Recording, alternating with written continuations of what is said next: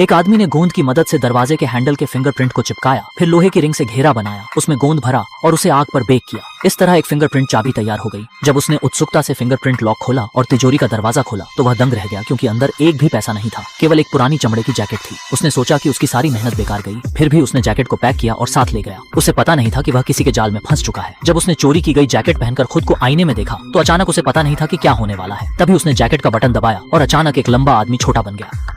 छोटा होने के बाद जब वह हैरान था, उसी समय उसके रूममेट ने पर्दा खोला। छोटा हुआ आदमी बाथटब में जोर से चिल्लाने लगा, लेकिन उसके रूममेट ने कुछ नहीं सुना और पानी का नल खोल दिया। पानी समुद्र की तरह उसकी तरफ बढ़ा और वह पानी में डूब गया। तभी एक लहर ने उसे बाथटब से बाहर फेंका और वह जमीन पर जा गिरा। जैसे ही वह उठने की कोशिश कर रहा था, उसके रूममेट के बेल्ट की बक्सुआ ने उसे टक्कर दी और वह ड्रेनेज पाइप के अंदर चला गया और दूसरी जगह पहुंच गया। वह सोच रहा था कि अब वह सुरक्षित है, मगर वहां पहुंचते ही उसने जेरी को देखा। अपनी जान बचाने के लिए उसे दौड़ना पड़ा। किसी तरह माउस ट्रैप का उपयोग कर वह जेरी के चंगुल से बच निकला। इस दौरान उसने अपना सामान्य रूप प्राप्त कर लिया, लेकिन उस जैकेट को कभी नहीं पहना। चांदनी रात में उसने जल्दी वह जैकेट लौटा दी। जैसे ही वह चोरी की राह से बाहर निकला, पुलिस ने उसे पकड़ लिया। अंततः उसे आत्मसमर्पण करना पड़ा। पारशा पड़ा के था।